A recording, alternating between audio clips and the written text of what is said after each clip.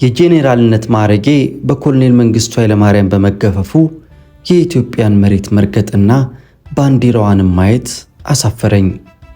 ብርጋዴር ጄኔራል ከበደ ጋሼ።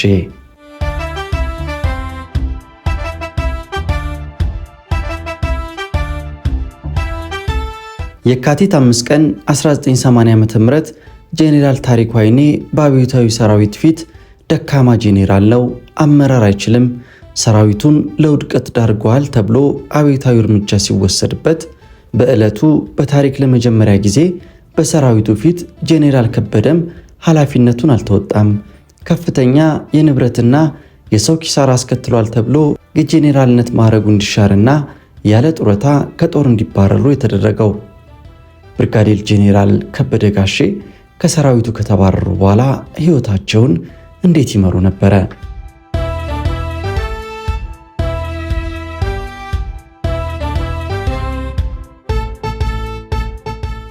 ብርጋዴር ጄኔራል ከበደ ጋሼ በ1977 ዓ.ም የሆለታ ገነት ጦር ትምህርት ቤት አዛዥ ነበሩ። በ1979 ዓ.ም ደግሞ በኤርትራ የመክት ዕዝ ዋና አዛዥ ሆነው ተሾሙ።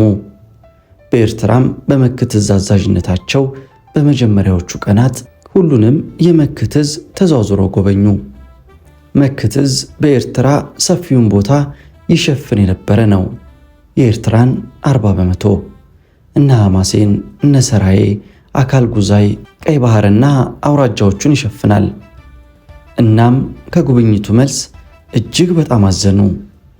የመክት ዕዝ ሰራዊት በውጊያ በጣም የተሰላቸ ተስፋ የቆረጠ መሆኑን ተረዱ። በዚህም ሰራዊቱ ለውጥ ያስፈልገዋል በማለት ሰራዊቱ በየቀኑ ልምምድ እንዲያደርግ፣ ተጠባባቂ ምሽግን እንዲቆፍር፣ ለአዛዦቹ ስልጠና እንዲሰጥና ሌሎችንም ችግሮች ጠቅሰው 56 ገጽ ጥናታዊ ጽሑፍ ለሁለተኛ አብዮታዊ ሰራዊት አዛዥ ለነበሩት ለሜጀር ጄኔራል ረጋሳ ጂማ ሪፖርት አደረጉ። ሜጀር ጄኔራል ረጋሳ ጂማን ሪፖርቱ አስቆጣቸው። በአስቸኳይ ቢሮ እንዲቀርቡ ተባለ። የብርጋዴር ጄኔራል ከበደ ጋሼና የሜጀር ጄኔራል ረጋሳ ጂማ ፍጥጫው ያኔ ተጀመረ። ከዛስ ምን ተፈጠረ? ብርጋዴር ጄኔራል ከበደ ጋሼ ለመቶ አለቃ ቴሌ ሳልቫኖ እንደሚከተለው አጫውተውት ነበር። እኛም ለታሪክ ማስታወሻነት ይረዳን ዘንድ እንደሚከተለው አቀረብንላችሁ። አብራችሁን ቆዩ።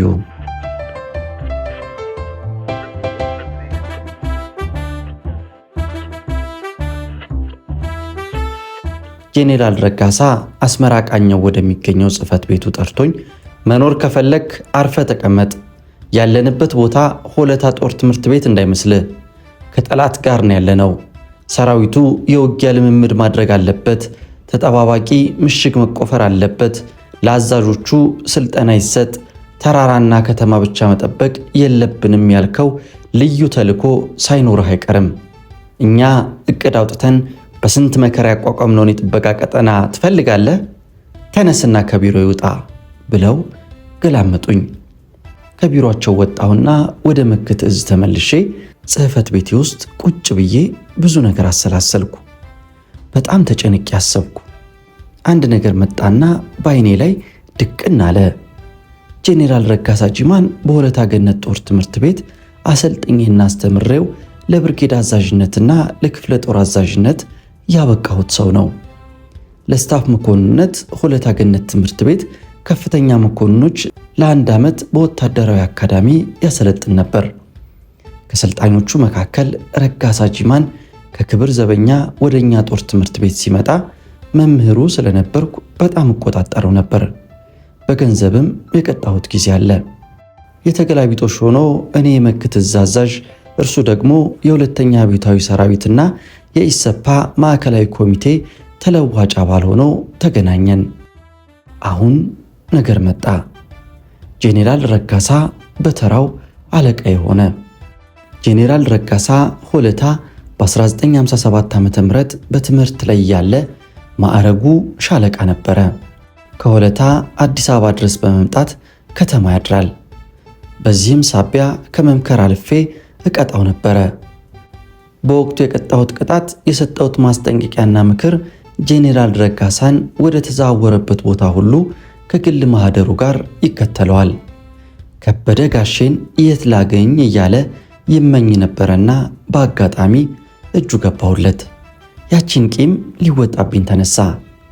ሌላ ቀርቶ በኤርትራ ያሉ የእዝ አዛዦችን ሰብስቦ ሲጠራ እኔን አይጠራኝም፣ ገለልተኛ አደረገኝ። በመጨረሻ አንድ ቀን ቢሮ ድረስ ሄጄ ምን አጠፋው? ለምን ገለልተኛ ታደርጉኛላችሁ? መንግስት አምኖ አይደለም እንዴ የመክት እዝ አዛዥ ያደረገኝ? ታዲያ ለምን ሌላ ቢቀር ለስብሰባ የማልጠራበት ምክንያት ምንድን ነው አልኩት። ደፋር ነህ። እኔ ረጋሳ የፈለግኩትን ለስብሰባ መጥራት፣ ያልፈለግኩትን መተው የኔ መብት ነው። አሁን ክብርህን ጠብቀህ ከቢሮዬ ውጣ። ስራ ላሰራ ካልከኝ ደግሞ ሚሊተሪ ፖሊስ ጠርቼ አስወጣሃለሁ ሲለኝ፣ ውጣ ካልከኝ ምን ችግር አለው? እወጣለሁ ብዬ ወጣው።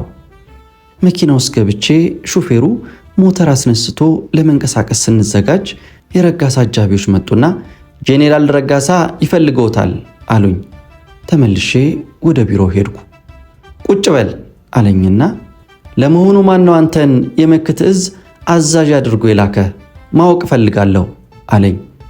የመደቡኝ የመከላከያ ሚኒስትሩ ናቸው፣ ጄኔራል ኃይለ ጊዮርጊስ ሀብተ ማርያም አልኩት። ነው? ነገሩ ገብቶኛል። በል ተነስና ውጣ አለኝ በድጋሚ። ወደ መክት እዝ ተመልሼ ትንሽ አሰብኩ። ከፍተኛ ወጥመድ ውስጥ መውደቄን ተረዳው። በብስጭት በከፍተኛ ደረጃ ምግብ ቀነስኩ። በጣም ከሳው። አስመራ ገጀረት ሆስፒታል ታከምኩ። ከፍተኛ የጉበትና የጨጓራ መላጥ በሽታ እንዳለብኝ ተነግሮኝ መድኃኒት ሰጥተውኝ ከ15 ቀን በኋላ ይመለሱ የሚል ቀጠሮ ሰጡኝ። ይህ በእንዲህ እንዳለ አንድ አደገኛ ነገር ተከሰተ። በቃ የጦር ሰራዊቱ ጄኔራል በመሆኔ ሞት እንደሚጠብቀኝ ተገነዘብኩ። ነገሩ በጥር ወር መጀመሪያ 1980 ዓ.ም ነው። ሜጀር ጄኔራል መርዕድ ንጉሴ የመከላከያ ጠቅላይ ኤታማዦር ሹም የቀድሞ ክቡር ዘበኛ ባልደረባ፣ ሜጀር ጄኔራል ደምሴ ቡልቶ የመከላከያ ትምህርት መምሪያ ኃላፊና ክብር ዘበኛ የነበረ፣ ብርጋዴር ጄኔራል አስራት ብሩ የመከላከያ ኢንስፔክተርና ክቡር ዘበኛ የነበረ፣ ሜጀር ጄኔራል ረጋሳ ጂማ የሁለተኛ ቤታዊ ሰራዊት አዛዥና ክቡር ዘበኛ የነበረ አንድ ላይ ሆነው መክት እዝ ቢሮዬ ድረስ መጡና ቢሮዬን ወረሩት። እኔ ቀድሞ የተነገረኝ ነገር ስላልነበረ በመደበኛ የሥራዬ ላይ ነበርኩ። ከዛም ስለ መክት እዝ ሰራዊት የውጊያ ብቃት እንዳስረዳቸው ጠየቁኝ። በአራቱም ጄኔራሎች ፊት ላይ ቁጣ ይታያል። እኔም ምንም ተጽዕኖ ቢኖርብኝም ስለ ወታደራዊ ዝግጅታችንና የውጊያ ብቃት እና የጠላት መምጫ አቅጣጫ በሚገባ አስረዳው። የሰራዊቱ የውጊያ ብቃት የደከመ ነው። ይህን ችግር ለመፍታት ጥናት አድርጌ ለጄኔራል ረጋሳ አቅርቤ አይሆንህም ስላሉኝ ይኸው ቁጭ አድርጌዋለሁ አልኳቸው። ጄኔራል መርዕድ እሱን ማን ጠየቀ? የተጠየቅከውን መልስ አለኝ። ለጄኔራል መርዕድ ሁሉንም ነገር በወታደራዊ ካርታ አስደግፌ አስረዳው። ገለጻዬን አብቅቼ ከቢሮዬ ሲወጡ ደህናውን እንኳን አላሉኝም።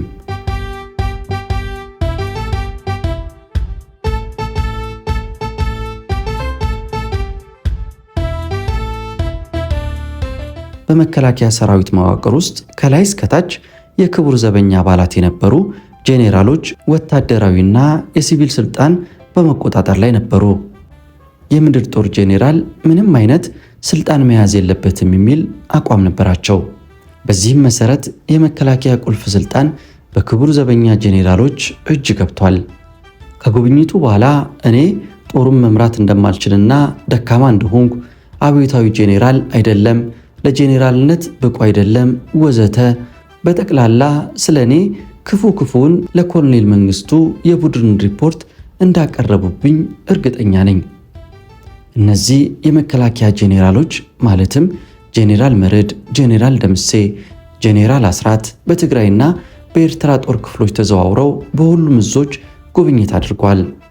ከዛም ስለ እያንዳንዱ የጦር ጄኔራል ለኮሎኔል መንግስቱ ኃይለማርያም የተጠናከረ ሪፖርት አቅርበዋል። ኮሎኔል መንግስቱም የእነሱን ሪፖርት ከተቀበለ በኋላ በትግራይና በኤርትራ ጉብኝት አደረጉ። በዚህም መሰረት አስመራ እንደደረሱ በመጀመሪያ አፋቤትንና ሌሎች ጦር ሰፈሮችን ጎብኝተው ተመለሱ። ከዛም የእዝ አዛዦች የሁለተኛ አብዮታዊ ሰራዊት አዛዥ ጄኔራል ረጋሳን ጨምሮ ሌሎች ስታፍ ጄኔራሎች የካቲት 5 ቀን 1980 ዓ.ም አስመራ ቤተ መንግስት ተጠራን። በሁለተኛ አብዮታዊ ሰራዊት በተለያዩ የአዛዥነትና ኃላፊነት ላይ የነበሩ ከ16 ያላነሱ ጄኔራሎች ቤተ መንግስት ተሰበሰብን።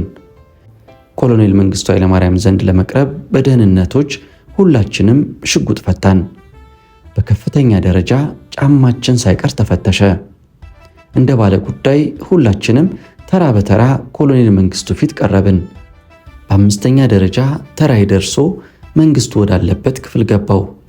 መንግስቱ ብቻውን አንድ ክፍል ውስጥ አንድ ትንሽ ተሽከርካሪ ወንበር ላይ ቁጭ ብሏል። ጠረጴዛውም ተራ ነበር። አንድ ገላጣ ወንበር ለአንድ ሰው ተዘጋጅቷል። መንግስቱ የነበረበት ክፍል 3 በ3 ሜትር ብትሆን ነው። ያም ሆኖ ኮሎኔል መንግስቱ ፊት ቀረብኩ። ኮሎኔል መንግስቱ ሙሉ ወታደራዊ ልብስ ለብሶ የሙሉ ጄኔራል ማዕረግ የመሰለ ትከሻው ላይ አድርጓል። ቅጠልያ ልብስ ሸሚዙን ወደ ክንዱ አጥፎ ሸንቃጣ የጦር ሰው ሆኖ ነበረ። እኔ ለሰጠሁት ወታደራዊ ሰላምታ ከተቀመጠበት ወንበር ተነሳና ወታደራዊ ሰላምታ አጸፋ ሰጠኝ። በአክብሮትም ተቀበለኝ። አሁን 2 አብይ ጥያቄዎች ስላሉኝ ለእነዚህ ጥያቄዎች መልስ ፈልጋለሁ። አንደኛ፣ በእዝ አዛዥነት የኤርትራ ጦርነት እንዴት ያበቃል ብለህ ታስባለህ? በተለይ ሻዕቢያ እንዴት ይደመሰሳል?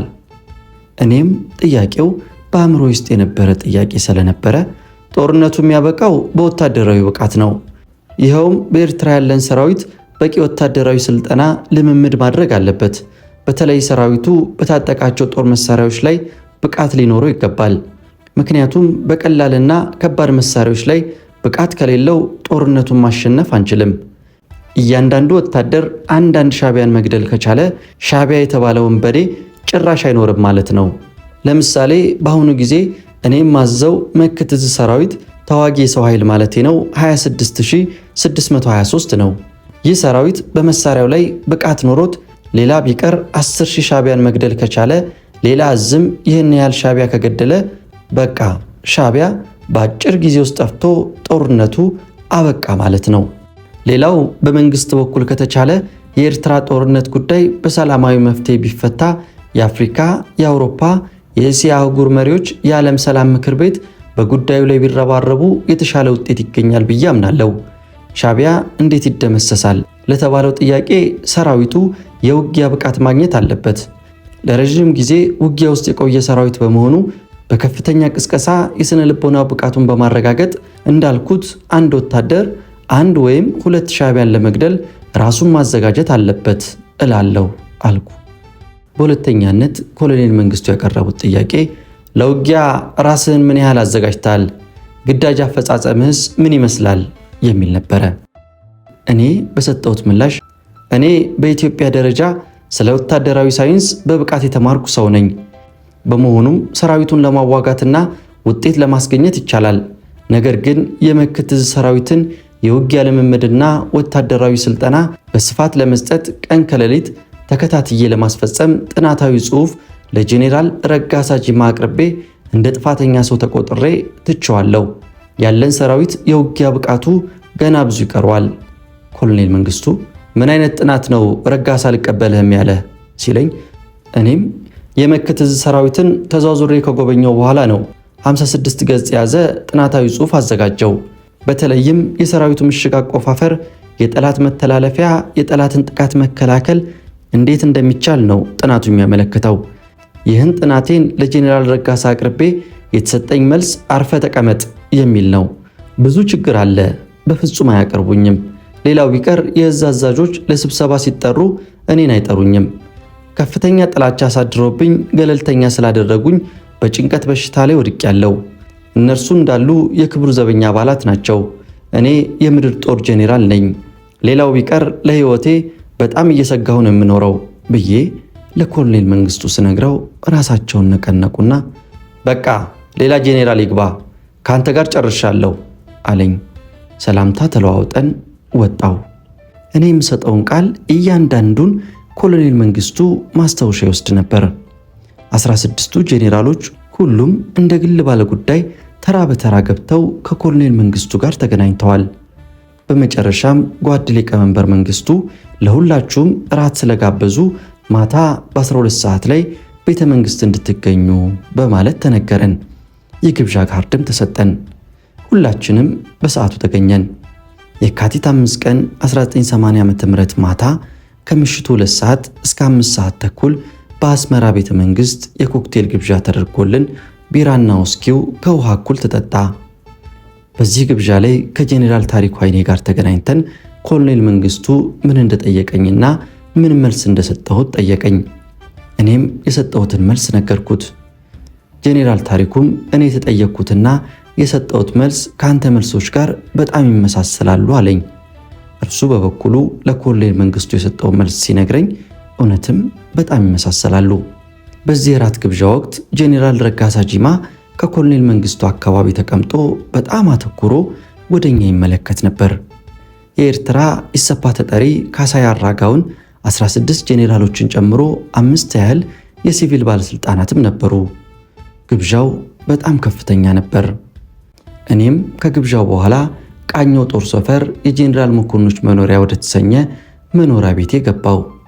ልክ ከምሽቱ 6 ሰዓት አካባቢ 4 የሁለተኛ ቤታዊ ሰራዊት ሚሊተሪ ፖሊሶች ቤቴ ገብተው ከአሁኑ ሰዓት ጀምሮ በቁጥጥር ስር ነህ፣ ተነስ አሉኝ።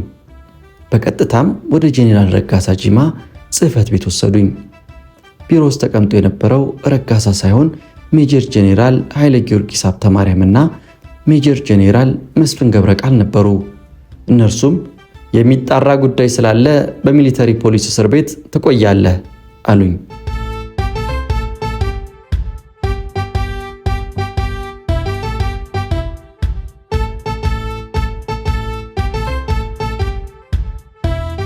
የካቲት 5 ቀን 1980 ዓ.ም የሁለተኛው አብዮት ሰራዊት ሚሊተሪ ፖሊስ ቃኘው ጦር ሰፈር ግቢ ውስጥ ባለው እስር ቤት ለብቻዬ አንድ አነስተኛ ክፍል ውስጥ አስገቡኝ። ከዛም ታጣፊ አልጋ ከነፍራሹ ከብርድ ልብስ ጋር ተሰጠኝና በር ተቆለፈብኝና እዛው እስር ቤት ታደርኩ። ጠዋት አንድ በጥበቃ ላይ ያለ የሚሊተሪ ፖሊስ ባልደረባ ቁርስ አመጣልኝ። ይገርማል፣ ምንም ሳላስብ ታሰርኩ አልኩት። ፖሊሱም አይዞት፣ የታሰሩት ብቻውን አይደለም፣ ጄኔራል ታሪኩ ኃይኔም ታስረዋል። ቀጥሎ ያለ ክፍል ውስጥ ያሉት እሳቸው ናቸው አለኝ። ሌላ የታሰረ የለም አልኩት። እኔ እኮ ሚስጥር ነው የነገርኩት፣ ይቅርታ እንዳይናገሩ አለኝ። እኔም አይዞህ ለማንም አልናገርም አልኩት። ጄኔራል ታሪኩ አልጋ የያዙት በአስመራ ሐማሴን ሆቴል ነው። ከዛ ነው ይዘናቸው የመጣ ነው። ይገርማል። ጄኔራል ታሪኩ የካቲት 6 ቀን 1980 ዓ.ም ወደ አዲስ አበባ ለሕክምና ሊሄዱ የገጀረት ሆስፒታል ሪፈራል ወረቀት ይዘዋል። የአውሮፕላን ትኬትም ቆርጠዋል። ለትንሽ ነው የታሰሩት። በጣም ይገርማል። ልንይዛቸው ወዳረፉበት ክፍል ስንገባ እኔ ጄኔራል ታሪኩ እባላለሁ፣ ተሳስታችሁ ነው መሰለኝ ወደ እኔ መኝታ ክፍል የገባችሁት። እኔ በከፍተኛ አንጀት መቁሰል ህመም አዲስ አበባ ወደ ጦር ኃይሎች ሆስፒታል ሪፈር ተብዬ ይኸው የአውሮፕላን ትኬት ቆርጫለሁ፣ ነገ መንገደኛ ነኝ ሲሉን ግድ የለም ቃኘው ጦር ሰፈር ደርሰው ይመለሳሉ አልናቸው። እሺ ብለው መጡ። በቃኘው ጦር ሰፈር ጄኔራል ኃይለ ጊዮርጊስና ጄኔራል መስፍን ዘንድ ቀርበው የሚጣራ ጉዳይ ስላለ ለጊዜው በቁጥጥር ስር ነህ ሲሏቸው ወይኔ አይኔ ልጅ፣ ወይኔ ልፋቴና ድካሜ ተበላው፣ ወይኔ ብለው በጣም ተበሳጩ። ሌሊቱን በሙሉ እንዲሁ በቁጣ ሲናገሩን ያደሩት ብሎ ነገረኝ። እኔም ጄኔራል ታሪኩ ምን አለ ብዬ ፖሊሱን ጠየቅኩት። ወታደሩ ሳቅ እንደማለት አለና ጄኔራል ታሪኩ ደጋግመው የሚናገሩት ስለ ጄኔራል ረጋሳ ጂማ ነበር አለና ንግግሩን አቋረጠው። ጓድ ጄኔራል፣ ሁሉም ቁርስ ለመብላት ጥበቃውን ለኔ ጥለው ወደ መመገቢያ አዳራሽ ስለሄዱ እንጂ ከእርሶ ጋር አንድ ቃል ሳወራ አለቃዬ ካየኝ ሊገለኝ ይችላል አለኝ። ቶሎ ቶሎ ንገረኝና ሂድ፣ እውነትህን ነው የኔ ልጅ አልኩት። እግዚአብሔር እንጀራ ይስጥ አልኩትና አባበልኩት። ጄኔራል ታሪኩ እንደሚሉት ከሆነማ ጄኔራል ረጋሳ በጣም ስተተኛ ናቸው። ዛሬ እስረኛ ነህ ቢሉኝም ነገ እንደሚገሉኝ እርግጠኛ ነኝ። ጄኔራል ረጋሳን ያስገደለኝ የኔ ሕይወት ይፋረድ፣ የኔ ደም ይፋረድ። ላለፉት 32 ዓመታት ደከመኝ ሰለቸኝ ሳልል ለሀገሬ የሰራው ሰው ነኝ። ስለ እኔ የጎንደር፣ የሲዳሞ፣ የትግራይ በተለይ የኤርትራ ሕዝብ ይመስክር። እኔ ከጄኔራል ረጋሳ ጂማ ጋር ባለመስማማቴ እንደ ትልቅ ወንጀል ተቆጥሮብኝ ልታሰር፣ ልገደል? ረጋሳ ጂማ የለየለት የሴት፣ የመጠጥ፣ የገንዘብ፣ የስልጣን ሱሰኛ ነው። በመጀመሪያ በቀን ሳይቀር ሴተኛ ዳሪ ከቡና ቤት ወደ ቃኘው ጦር ሰፈር እያመጣ የምትባልገውን ከወታደራዊ መደብር የምትዘርፈውን ገንዘብ አቁም በማለቴ ነው ያሳሰረኝ። መታሰር መገደል ያለበት ረጋሳ ጂማ መሆን ሲገባው እኔ ታሰርኩ። ወይኔ ልጆቼ እያሉ የባለቤታቸውና የልጆቻቸውን ስም እየጠሩ በሉ ደህና ሁኑ፣ ሰማይ ቤት እንገናኝ፣ የልጆቼን ነገር አደራ እያሉ እንደ ማልቀስም እየቃጣቸው በጣም በምሬት ድምፃቸውን ከፍ አድርገው ይናገሩ ነበር። እንደውም ሌላው ቢቀር ጓድ ሊቀመንበር መንግስቱ ጦር ሰራዊት መሆኑን ረስቶ እንዴት ከክብር ዘበኛ ጄኔራሎች ጋር ያብራል? እንዴት ከጠላት ጋር ያብራል? ከክብር ዘበኛ ከሆኑት ጄኔራሎች ጋር ባለመስማማቴ እንደ ጠላት ልቆጠር እያሉ ጄኔራል ታሪኩ ከተናገሯቸው ጥቂቱን ነው የነገርኩት እንጂ እርሳቸው ብዙ ነው የተናገሩት። እንዲያውም ከረሳሁት አንዱን አስታወስኩ። ጄኔራል ረጋሳ እንደሚያስገድለኝ ህልም አይቻለሁ። በቃ መሞቴ ነው። ህልሜ አይዋሽም። ተበላሁ። ወይ ልጆቼ፣ ወይ ምኞቴ። ልጆቼን አንድም ቀን አብሬያቸው ሆኜ ሳልንከባከባቸው በየበረሃው እየተንከራተትኩ ሞትኩ፣ ተገደልኩ። ከስንት የጠላት ጥይት ተርፌ በወገን ጠላት ተበላሁ። ወይኔ ጄኔራል ረጋሳ! አዲስ አበባ በጦር ፍርድ ቤት አሳስሮ ሳይረታኝ ቀርቶ ዛሬ ግን ያሰበው ተሳካለት። አለቀ የኔ ጉዳይ፣ አበቃ እያሉ ነበር አለ። ጄኔራል ታሪኩ እጁን ታስሮ ነው ያለው ብዬ ጠየቅኩት። አዎ፣ መጀመሪያውኑ ሁለታችሁ ከመታሰራችሁ ቀደም ብሎ የቅርብ አለቃችን ሰብስቦን ጄኔራል ከበደ ጋሼ እጃቸውን ታስረው እስር ቤት ገብተው በቁጥጥር ስር ከዋሉ በኋላ የእጅ ማሰሪያ ብረት ወይም ካቴናው ይፈታላቸው። ጄኔራል ታሪኩ ግን በመጸዳጃ ሰዓት ብቻ ካልሆነ በስተቀር ሁለቱ እጃቸው በካቴና እንደታሰረ ይቆይ ብሎ ትዕዛዝ ስለሰጠን እስካሁን እጃቸውን ታስረው ነው ያሉት ብሎ ነገረኝና በሩን ዘግቶብኝ ሄደ። እኔም በጣም አዘንኩ። እንደምገደልም እርግጠኛ ሆንኩ። የሚያስገድለኝ ጥፋት ከረጋሳ ጂማና ከሌሎች ከክብር ዘበኛ ጄኔራሎች ጋር ባለመስማማቴ ብቻ በመሆኑ በጣም አዘንኩ።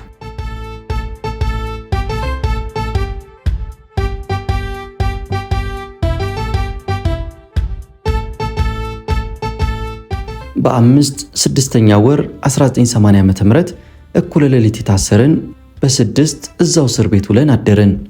የካቲት 7 ንጋት አካባቢ የሚሊተሪ ፖሊስ አዛዡ ከእንቅልፍ ቀስቅሶኝ ይቅርታ ጄኔራል፣ ልብሶን ይልበሱ፣ ማዕረጎንም ከትከሻው ላይ አድርጉ ብሎ ነገረኝ። የብርጋዴር ጄኔራልነት ማዕረጌን ከትከሻዬ ላይ አውልቄ በኪሴ ይዤ ነበር እና መልሼ ለበስኩ። መጸዳጃ ቤት ሄጄ እንደተመለስኩ ሁለት እጄን በካቴና ወደፊት አሰሩኝ። በዚህም እንደምገደል እርግጠኛ ሆንኩ። ከጧቱ 1 ሰዓት ተኩል አካባቢ በዋዝ ጂፕ መኪና ላይ አሳፍሮኝ በቀጥታ ከቃኘው ጦር ሰፈር አወጡኝና ከአስመራ በጉዳይፍ በኩል ወደ ሰራይ አውራጃ በሚሄድ መንገድ አድርገው አዲጓደድ ወሰዱኝ። አዲጓደድ ማለት ደቡባዊ አስመራ አየር ማረፊያ አካባቢ የሚገኝ ገላጣ ሜዳ ነው። ጄኔራል ረጋሳ፣ ጄኔራል ውበቱ ጸጋዬ፣ ሌላ ስማቸውን የረሳሁት ጄኔራል መኮንኖችን ጨምሮ ቁጥራቸው በርከት ያሉ ወታደሮች ተሰብስበው ቁጭ ብለዋል። ከመኪና ወርደውኝ ከተሰበሰበው ሰራዊት ፊት አቆሙኝ። ከዛም አንድ የሙሉ ኮሎኔልነት ማዕረግ ያለው መኮንን ከመንግስቱ ኃይለማርያም የተሰጠውን የውሳኔ ወረቀት ማንበብ ጀመረ። መጀመሪያ የተነበበው የጄኔራል ታሪኩ አይኔ ክስ ነበረ። መቶ አለቃ ታደሰ ቴሌ ሳልቫኖ ሲጠይቁ ከጄኔራል ታሪኩ ጋር በአንድ መኪና ነበር እንዴ ወደ ቦታው ሄዳችሁት? ጄኔራል ከበደም ሲመልሱ በጭራሹኑ፣ ታሪኩ ከኔ ቀደም ብሎ ደርሶ 9 ክላሽንኮፍ የታጠቁ ወታደሮች አንድ ጓድ ጦር ማለት ነው በሰልፍ ጠመንጃቸውን ወድረው ቆመዋል። ጄኔራል ታሪኩ ደግሞ እጃቸውን ታስረው ሰልፈኞቹ ፊት ቆመዋል። በዚህን ጊዜ ጄኔራል ታሪኩ ብዙ ሮሮዎችን አሰምቷል። ከተናገሯቸው ውስጥ እኔም ማስታውሰው የኔ ህይወት በኢትዮጵያ ሰራዊት ታሪክ ውስጥ የማይቋረጥ ፍርድ ይስጥ። የኔ ህይወት ለኢትዮጵያ ጄኔራል መኮንኖች መቅሰፍት ይሁን። እኔ የምሞተው በግፍ ነው። እንዲህ ከሆነማ የሁሉም አብዮታዊ ሰራዊት ድካም ከንቱ ይሁን። የኔ ህይወት እዚህ ላይ ያበቃል። የእናንተ የህይወት መከራ ግን ከዛሬ ቀን ይጀምራል። ለሀገርና ለህዝብ መልፋቴ መጨረሻው ይህ ሆኖ ተገኘ። ይቺ ሀገር ጀግና ይብቀልባት። ለጀግኖቿ ሆና የማታቅ ሀገር ነች። በረጋሳ ጅማ በጠላቴ የውሸት ምስክርነት ተበላው። ወይ ልጆቼ፣ ወይ ልፋቴ ከንቱ ሆኖ ለሞት በቃው፣ በሐሰት ወሬ ተገደልኩ እያሉ በከፍተኛ ጩኸት ተናግረዋል። ረሳሁት እንጂ እርሳቸው ብዙ ተናግረዋል። መቶ አለቃ ታደሰ ቴሌ ሳልቫኖ ለየብቻ ነበር የቆማችሁት? ጄኔራል ከበደ አዎ፣ በጄኔራል ታሪኩና በእኔ መካከል በግምት የ15 ሜትር ርቀት በመካከላችን አለ። ጄኔራል ታሪኩን ከኔ ጎን ፈንጠር አድርገው ወስደው ነው ያቆሙት። እኔን ደግሞ የተሰበሰቡ ወታደሮች ፊት ነው ያቆሙኝ። ከኋላዬ ከ6 ያላነሱ ሚሊታሪ ፖሊሶች ነበሩ። መቶ አለቃ ታደሰ ቴሌ ሳልቫኖ የተነበበው የኮሎኔል መንግስቱ ኃይለማርያም ውሳኔ ምን የሚል ነበር? ጄኔራል ከበደ እንዳልኩ በቅድሚያ የተነበበው የጄኔራል ታሪኩ ውሳኔ ነው። ደካማ ጄኔራል ነው፣ አመራር አይችልም። በዚህ ምክንያት የናደው ሰራዊት አመራር በማጣት ለከፍተኛ ውድቀት ተዳርጓል። ከጠላት ጋር አብረዋል። እንደዚህ አይነቱ ጄኔራል ጠቃሚ አይደለም፣ ለግል ጥቅሙ የቆመ ጄኔራል ነው አሉና አብዮታዊ እርምጃ እንዲወሰድበት ተወስኗል ሲሉ 9 ወታደሮች የእሩምታ ጥይት ተኮሱና ገደሉት። የእሩምታው ተኩስ በጄኔራል ታሪኩ ላይ በዘነበበት ወቅት የተሰበሰበው ጦር በከፍተኛ ደረጃ ተደናግጦ ሳያስበው ማጉረምረም ጀመረ። በዚህ መሃል አንድ ሰው ትንፍሽ እንዳይል በሚሊታሪ ፖሊስ ትዕዛዝ ተሰጠና ከዛም ቀጥሎ የተነበበው የኔ ውሳኔ ሆነ። ጄኔራል ከበደ ኃላፊነቱን አልተወጣም። በእዙ ቀጠና ሻቢያ ከፍተኛ የሰውና የንብረት ኪሳራ ደርሷል። በመሆኑም የብርጋዴር ጄኔራልነት ማዕረጉ ተገፎ ተራ ወታደር ሆኖ ያለ ጡረታ ከሰራዊቱ እንዲባረር ተወስኗል በማለት ተነበበ።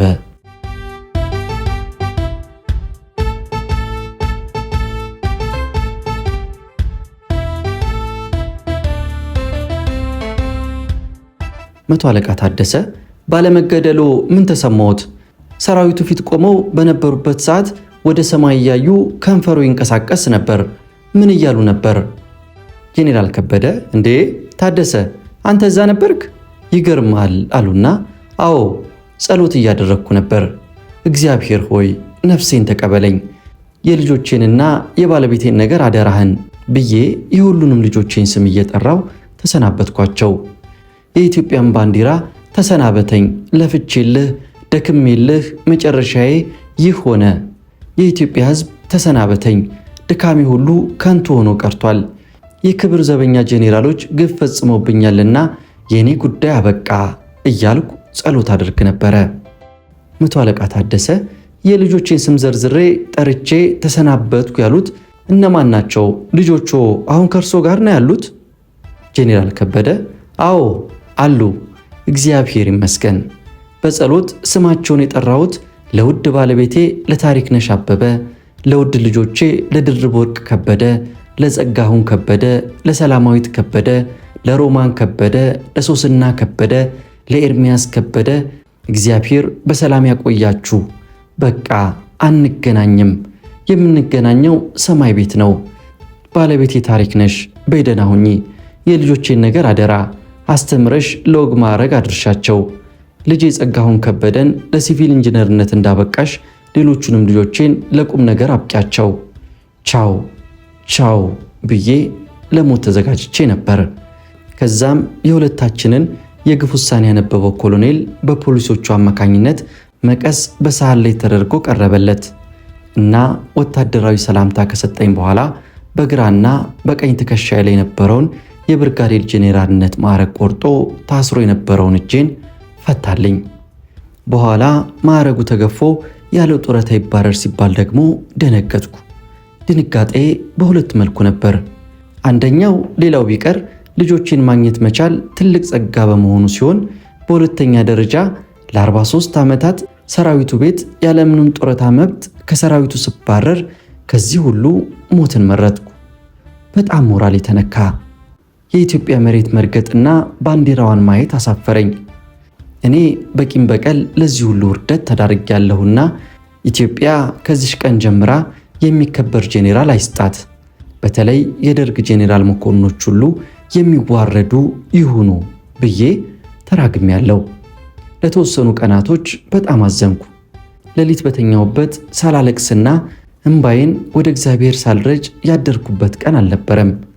ከዛም በፈጣሪ ብርታት ራሴን አጽናናው። መቶ አለቃ ታደሰ የደርግ መንግስት በዕለቱ ማዕረጉን ከገፈፎት በኋላ ወዴት ወሰዶት?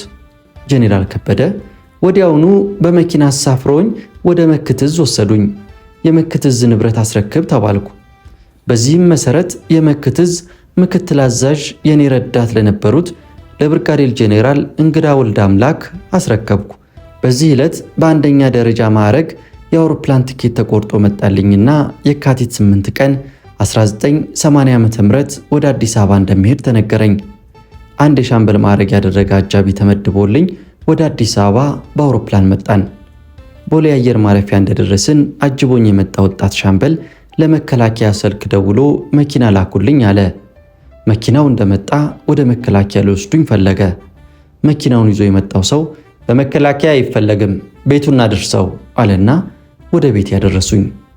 ሻምበሉ ወደ ግቢ ገባ አለና እግዚአብሔር እንኳን ለዚህ ያበቃዎት፣ አሁን አርፈው በቤቱ ይቀመጡ፣ ወዲህ ወዲያ እንዳይሉ ክትትል አለቦት አለና በማስተዛዘን ነግሮኝ ተሰናበተኝ። መቶ አለቃ ታደሰ ከዛስ የእርሶ ኑሮ ምን ሆነ?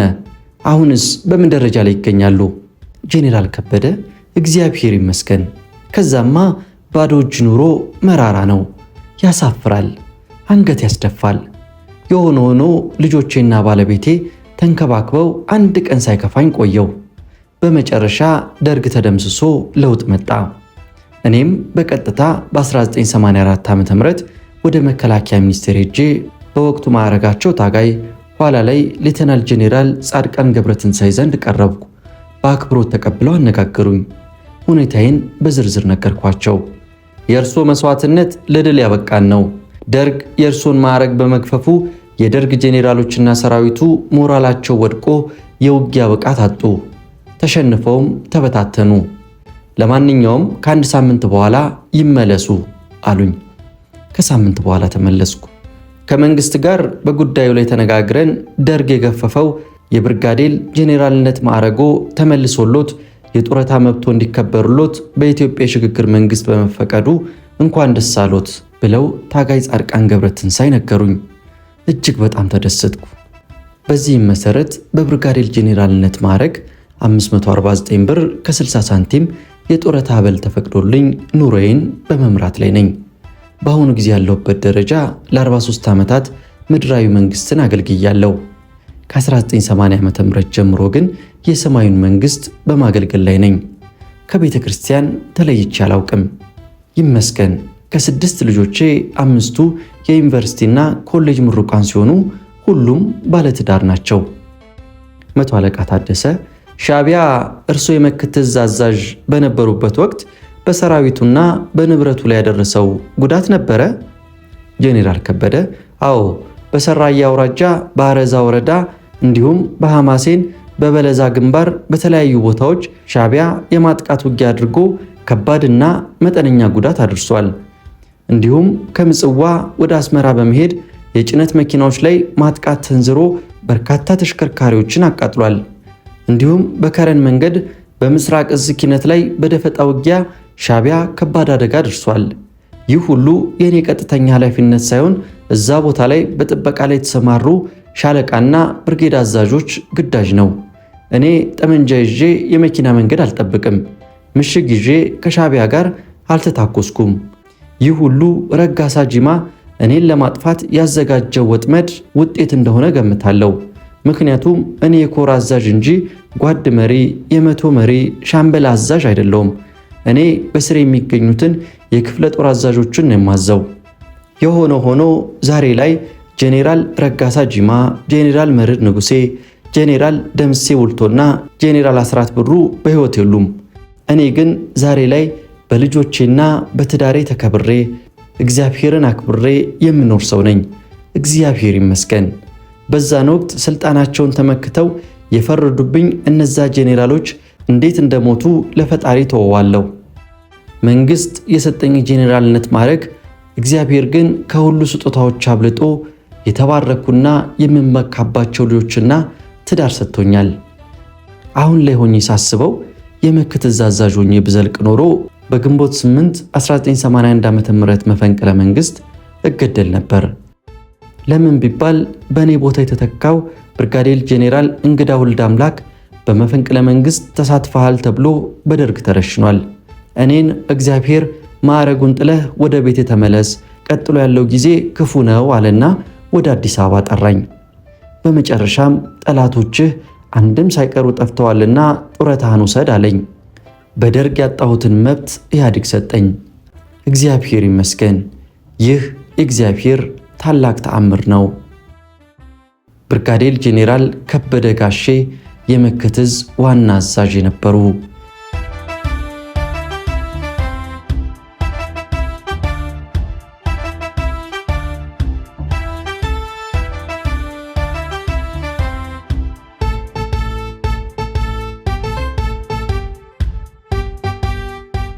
ታሪኩን ያገኘነው በመቶ አለቃ ታደሰ ቴሌ ሳልቫኖ ከተጻፈው የኤርትራና ትግራይ እንቆቅልሽ ጦርነት ከሚለው መጽሐፍ ላይ ነው። መጽሐፉን ገዝታችሁ እንድታነቡት እናበረታታለን። ለታሪክ ማስታወሻነት ግን ለዛሬ ያቀረብንላችሁ ይህም የኢትዮጵያ ታሪክ ነው።